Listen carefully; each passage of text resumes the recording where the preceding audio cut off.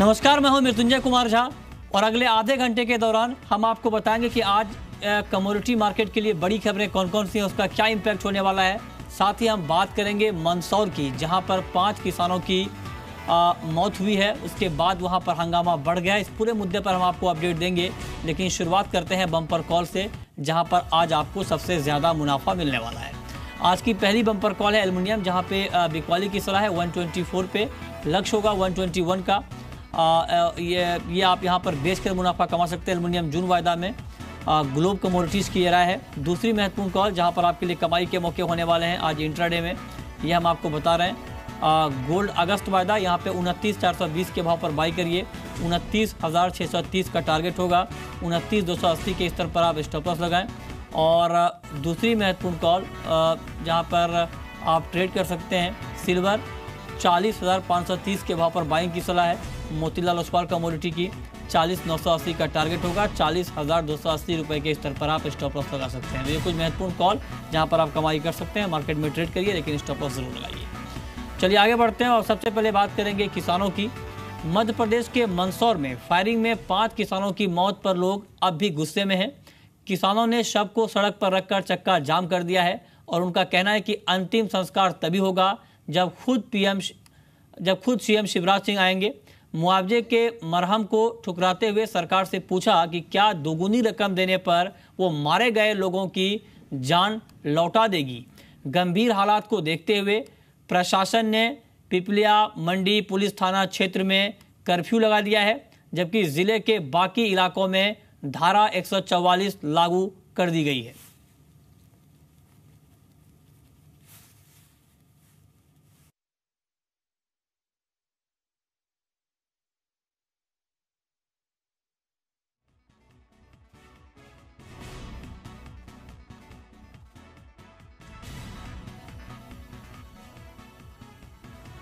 मंदसौर, उज्जैन और रतलाम में इंटरनेट सेवाएं बंद हैं और आपको बता दें कि बल्क मैसेज करने पर भी पाबंदी लगा दी गई है।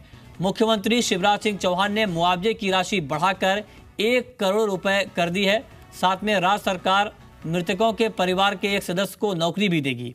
हिंसा की न्यायिक जांच के भी आदेश यहां पर दिए जा चुके हैं। कांग्रेस पार्टी के उपाध्यक्ष राहुल गांधी ने बीजेपी पर हमला बोलते हुए ट्वीट किया है कि यह सरकार किसानों के साथ युद्ध कर रही है। राहुल गांधी खुद मंदसौर का दौरा करने वाले हैं। आपको बता दें कि किसान वहां पर उचित भाव, फसल की उचित कीमत की डिमांड कर रहे थे और उसके बाद फायरिंग में 5 किसानों की मौत हो गई है।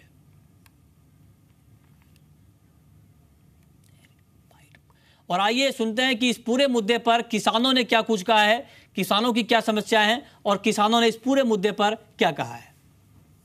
इस वक्त हम ग्राउंड जीरो पर हैं, जहां पर पूरा घटनाक्रम हुआ था और कृषक यहां पर मौजूद थे। 1000 किसान थे, उनके परिजन, उनके रिश्तेदार, उनके साथी इस वक्त हमारे साथ हैं। उन्हीं से हम समझेंगे, उनसे ही हम जानेंगे क्या हुआ था कल। साहब, सुबह हमने 10 बजे रोड जाम कर रखा था। पिपलिया पुलिस आई और किसानों पे पथराव किया। उसके बाद वो भाग गए। किसानों ने भी पथराव किया और पुलिस वालों ने भी पथराव किया। उसके बाद उन्हें सीआरपीएफ के जवान बुलाए और उन्हें आके ही डायरेक्ट गोलियां मारना शुरू कर दी। यहाँ पे हमारे किसान, गोली किसने चलाई, सीआरपीएफ ने या पुलिस? सीआरपीएफ ने चलाई गोली और फिर किसानों को सबको पत्थर मारे, लाठीचार्ज किया और तीनों किसानों को यहीं घायल कर दिया उन्हें मार के। और जिस तरह से 5 लोगों की जिंदगी खत्म हो गई, कई लोग जिंदगी और मौत से जूझ रहे हैं, 6 लोगों की मौत हो गई। सरकार कह रही कि 1 करोड़ रुपए का मुआवजा दें। साहब, इसमें किसानों का कोई 1 करोड़ का मोल थोड़ी नहीं होता है। हम 2 करोड़ दे दें उनको, अगर ऐसा हो तो सरकार को। ऐसा थोड़ी नहीं हो सकता है कि 1 करोड़ में किसान की जिंदगी ली जाए। आपने खुद राइफल पकड़ी थी, आपने जैसे बताया, क्या हुआ था, किस तरह से आपने रोकने की कोशिश की? जैसे उन्होंने गोली चलाई हमारे पर, उन्होंने गोली चलाई, जैसे किसानों को गोली लगाई, मैं दौड़ के चला गया उनके सामने। इधर से टुकड़ी आई थी, वो ये टुकड़ी वापस चली गई थी। इधर से जो आई थी बाईपासनाथ तरफ से, हमारे किसान घेर के लाए, उनके 2 राइफल पकड़ ली थी मैंने कहा तुमने गोली चलाने का ऑर्डर किसने दिया? उन्होंने कहा हमने गोली नहीं चलाया। मैंने कहा तुमने नहीं चलाया, तुम्हारे जवान ने चलाई गोली। उसके बाद मैं अकेले था वहाँ, अकेले गिर गया था। 4-5 और वो आ गए थे जवान, उन्होंने मेरे गिर लिया, फिर मैंने उनको छोड़ दिया। मुझ पर फायर कर देते। फिर तो किसके आदेश से गोली चली, आपने देखा, क्या हुआ? आदेश तो पता ही नहीं चला किसने आदेश दिया। उन्होंने आके डायरेक्ट गोली चला दी ना, बात ही नहीं की उन्होंने। और ये भी कहा गया कि अभिषेक पाटीदार जो थे उनको थाने में ले जाके जब अभिषेक पाटीदार थाने के सामने किसान खड़े थे, अंदर दून टीआई साहब भी खड़े थे, अनिल सिंह ठाकुर वहाँ पे, मैं भी मौजूद था, तो वहाँ से गोली चलाई गई और उसके अभिषेक पाटीदार के एक यहाँ लगी और फिर अंधाधुंध गोलियां चल रही थी, फिर एक नीचे लगी। जैसे ही मेरे सामने वो आगे नीचे गिरा तो उसकी टांग 2 जवान अंदर से दौड़े, अंदर टांग खींच के 3 आदमी की गोली लगी थी, अंदर खींच के ले गए। और जिस तरह से मुआवजा बढ़ाया गया, पहले 5 लाख, फिर 10 लाख, फिर 1 करोड़ किया गया और अब तक का सबसे बड़ा मुआवजा है। ये पहले कह रहे थे कि यह सामाजिक तत्वों ने गोली मारी है, कहीं ना कहीं ये एक सच्चाई सामने आ रही है, तो ये सरकार घबरा रही है और मुआवजा बढ़ा रही है और किसानों को बगला रही है कि हम ये समझ जाए, आंदोलन तोड़ने की कोशिश कर रही है। तो आपका आंदोलन अभी जारी है? बिल्कुल जारी रहेगा, जब तक मांगे नहीं मानी जाएगी हमारा आंदोलन जारी रहेगा। एक एक किसान की शहादत का पूरा उनको बदला लिया जाएगा और इनको एक शहीद का दर्जा हम सरकार से मांग करते हैं, केंद्र सरकार से भी मांग करते हैं कि शहीद का दर्जा दिया जाए। तो किसानों का बड़े पैमाने पर यहाँ पर विरोध प्रदर्शन हो रहा है और किसान ये मांग कर रहे हैं कि खुद शिवराज सिंह चौहान घटनास्थल पर आए। आपको बता दें कि उनकी मांग क्या है, किसानों की मांग क्या है, ये जानना आपके लिए ज़रूरी है। किसानों की डिमांड ये है कि उनकी फसल का उन्हें उचित भाव मिले और एमपी में करीब 50 लाख किसानों पर 60,000 करोड़ रुपए का कर्ज है, कर्ज माफ़ी की मांग भी कर रहे हैं। गाँव में दूध 16 से 20 रुपये, शहर में 60 से 70 रुपये बिक रहा है। किसानों का आरोप उनकी मेहनत का लाभ बिचौलियों को मिल रहा है, ये आरोप किसान लगातार लगा रहे हैं और इसमें बहुत हद तक सच्चाई है क्योंकि दाम काफ़ी कम होते हैं एमएसपी से भी। किसानों की मांग बाजार रेट कम है तो सरकार खरीदे, किसानों की मांग है कि सरकार किसानों के कर्ज माफ़ करे। ये कुछ बड़ी मांगें किसानों की हैं जिसको लेकर किसान यहाँ पर विरोध कर रहे हैं। सरकारी मूल्य पर प्याज खरीद की मांग भी किसान कर रहे हैं, प्याज के दाम काफ़ी कम होंगे, मांग पूरी होने तक किसान मंडियों में नहीं जाएंगे, ये बात लगातार किसान कह रहे हैं। आपको बता दें कि मध्य प्रदेश में सोयाबीन की खेती बड़े पैमाने पर होती है, लेकिन सोयाबीन का भाव एमएसपी से नीचे आ गया है और सरकार किसानों की आय दोगुनी करने का वादा पूरा करे, ये बात किसान लगातार कह रहे हैं। चलिए आगे बढ़ते हैं और अब बात करते हैं एक और खबर की। खबर ये है कि किसानों की समस्या तो है ही, लेकिन कारोबारी भी परेशान है।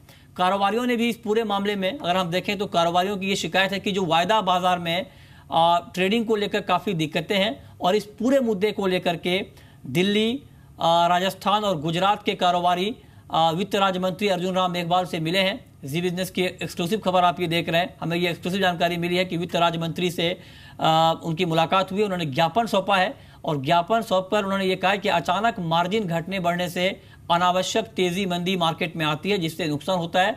मार्जिन में अचानक बदलाव से किसी को फायदा पहुंचाने का शक जाहिर होता है। धनिया पर अतिरिक्त मार्जिन लगाना गलत था, ये बात कारोबारियों ने ज्ञापन के जरिए कही है। जीरा, धनिया पर मार्जिन में उलटफेर शक के दायरे में है, ये बात कारोबारी कह रहे हैं। और कारोबारियों ने ये भी कहा कि वेयर हाउस में पारदर्शिता लाने की जरूरत है क्योंकि यहाँ पर मौखिक ऑर्डर दिए जाते हैं, लिखित नहीं होता है। और दूसरी बात ये भी कही है कारोबारियों ने कि रात में 11:55 तक जो कारोबार का समय है ये कारोबारियों के सेहत के लिहाज से ठीक नहीं है। इस मुद्दे पर बातचीत करने के लिए हमारे साथ पुखराज चोपड़ा हैं जो खुद इस डेलीगेशन का हिस्सा थे, जिन्होंने वित्त राज्य मंत्री अर्जुन राम मेघवाल से मुलाकात की है, ज्ञापन सौंपा है।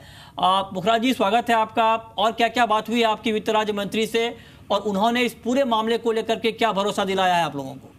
जी मृत्युंजय जी, हमने वायदा बाजार में सुधार के लिए मंत्री जी से मुलाकात की थी। वित्त राज्य मंत्री से मुलाकात के अंदर गुजरात के, राजस्थान से, दिल्ली से और हरियाणा से हम लोग काफी लोग थे और हमने बातचीत में कई सारी बातें रखी। जैसे आपने अभी बताया कि रात को जो 11:30 बजे तक व्यापार होता है वो ठीक नहीं है। एक तरफ तो आप तो विदेशी बाजारों के नाम पे रात को 12 बजे तक व्यापार चलाते हैं, दूसरी तरफ जब एग्री कमोडिटी में शनिवार को सारी मंडियां खुली रहती है आप व्यापार को बंद कर देते हो, ये कहाँ तक ठीक है? पिछले दिनों जो कैस्टर पे, धनिया पे, जीरे पे जो मार्जिन आए, हमने उस पर कहा कि ये हमारे शक के घेरे में है, इसकी जांच होनी चाहिए और ये जो मार्जिन लगाया जाता है इसके कारण भी तय होने चाहिए भी आपने मार्जिन क्यों लगाया है ताकि इसमें पारदर्शिता बनी रहे। तीसरा हमने कहा कि इसके लिए सेबी के अंदर एक कमोडिटी मार्केट के लिए सलाहकार समिति हो, वो समय समय पे अपनी राय देती रहे, मीटिंग करती रहे, तो उससे कमोडिटी मार्केट को फायदा हो सकेगा। हमने ये भी मंत्री जी को बताया कि 15,000 करोड़ का डेली जो ट्रेड होता था एग्री का, वो 1500 करोड़ पे सिमट के रह गया है। इसमें कहाँ भूल है, लोगों का कहाँ भरोसा उठा है, इस पर भी आप ध्यान दें। ऐसे हमने काफी बातें इसमें रखी है और वेयर हाउसों के लिए भी रखी है कि उसमें माल सही रहे और जो वेयर हाउसों में आदेश आते हैं। हाँ, आप लोगों ने काफी बातें कही हैं वित्त राज्य मंत्री को, लेकिन मेरा एक सवाल आपसे और होगा, धनिया वायदा को लेकर के आपने प्रमुखता से मुद्दा उठाया है। आप चूंकि मार्केट को काफी लंबे समय से ट्रैक करते हैं, कोरिएंडर फ्यूचर में आपको किस तरह की गड़बड़ी दिख रही है? हमने कोरिएंडर पे भी उठाया है, हमने कैस्टर पे भी उठाया है। हाँ, इन दोनों कमोडिटी में क्या गड़बड़ी आपको दिख रही है? नहीं, हमें गड़बड़ी नहीं, हम ये कह रहे हैं कि हम किसी गड़बड़ी का आरोप लगाए, उससे अच्छा है कि आप इसकी जांच करवाएं। हाँ। और जांच भी फॉरेंसिक जांच करवाएं, फॉरेंसिक जांच, ताकि ये सब निकल के सामने आए कि कहाँ गड़बड़ हो रही है। आखिर तो व्यापारियों का भरोसा लेना ही पड़ेगा। हाँ। मृत्युंजय, मैं एक बात और बता दूं आपको, कल NCDX ने एक पहल की है। 5 से 6 बजे तक लोगों से फीडबैक लिया। वार्तालाप नाम से शुरू किया है फीडबैक पोर्टल। जी, मैं भी उसमें था। मैं अच्छा कदम मानता हूँ। फीडबैक क्या था? कारोबारियों का क्या फीडबैक? कारोबारियों का यही फीडबैक जो हमने ज्ञापन में लिखा है ना, लगभग वही फीडबैक थे कि बाजार क्यों घट रहा है, इतनी फंडामेंटल मंदी क्यों है, आपने मार्जिन क्यों कैस्टर पे लगा दिया, कोकोड इतनी मंदी क्यों है, इस तरह के सवाल ज्यादा थे। जी जी, पर चलिए बिल्कुल तो इस पूरे मुद्दे को काफी गंभीरता से लेना चाहिए एक्सचेंज को, क्योंकि आपने जैसा कहा कि फीडबैक में भी लोगों ने इस तरह के सवाल खड़े किए हैं। बहुत बहुत शुक्रिया आपका हमसे जुड़ने के लिए, बताने के लिए कि आखिर ये पूरा मुद्दा क्या है। चलिए आगे बढ़ते हैं और अब आपको बताते हैं कि एग्री मार्केट में चूंकि कल एक गिरावट आई थी IMD के अनुमान के बाद। हमारे साथ 2 एक्सपर्ट बने हुए हैं, किशोर नारने हैं मोतीलाल ओसवाल कमोडिटी के, और साथ ही तनु सत्संगी हैं ग्लोब के। आप दोनों का बहुत बहुत स्वागत है कार्यक्रम में। ओवरऑल अगर एग्री मार्केट को जानना चाहें किशोर नारने, तो अब आपका व्यू क्या होगा, क्योंकि मानसून का दूसरा अनुमान जारी हो चुका है और उसमें यह कहा गया है कि नॉर्मल बारिश होगी और मानसून का अनुमान बढ़ाया भी गया है, तो क्या इंपैक्ट आप देख रहे हैं एग्री फ्यूचर पर? मृत्युंजय, आई थिंक सेंटिमेंट पहले से ही इफेक्टेड है। मानसून तो पॉजिटिव ही एक्सपेक्टेड था और अभी IMD ने रीइटरेट किया है उस बात को। तो but most of the commodities आप देखें तो काफ़ी, स्पेशली सोयाबीन, सोया ऑयल जो है बहुत समय से इसका जो ऊपर जो दबाव है प्राइसेस के ऊपर, वो तो कंटिन्यू कर रहे हैं। हाँ। मुझे लगता है कि यहाँ पे डाउन साइड जगह, मोस्ट ऑफ द कमोडिटीज में जगह कम है डाउन साइड प्राइसेस और फर्दर जाने के लिए। तो मैं थोड़ा सा अगर सोया की अगर बात करें तो रिफाइंड सोया में थोड़ा सा मैं बाइंग का प्रेफर करूंगा। थोड़ा सा रुपी वीकनेस भी सपोर्ट कर सकता है यहाँ पे। 624 के आसपास में पुल बैक के लिए एक बार बाइंग करूंगा 619 का स्टॉप लॉस के साथ, और 635 के आसपास बिल्कुल शॉर्ट कवरिंग का उम्मीद रख सकता हूँ। बिकॉज फ्रेश यहाँ पे जो शॉर्ट करना है तो थोड़ा सा रिस्क रिवॉर्ड इतना फेवरेबल नहीं है, तो थोड़ा सा पुल बैक्स के लिए वेट करना चाहिए। ओके, आप कह रहे हैं कि पुल बैक के लिए वेट करना चाहिए। और चूंकि मानसून का अनुमान IMD ने बढ़ाया है, तो IMD के DG KJ रमेश से बात की है जी मीडिया संवाददाता असीम मनचंदा ने। आइए सुनते हैं। हमारे साथ DG IMD KJ रमेश हैं। सर, इस बार सेकंड अपडेट आपने मानसून का डाला है, क्या अनुमान है इस बार? जो एलिनो का प्रकोप कम होने की आकलन जो हमने 18 अप्रैल को किया था, वो सच्ची निकल रहा है।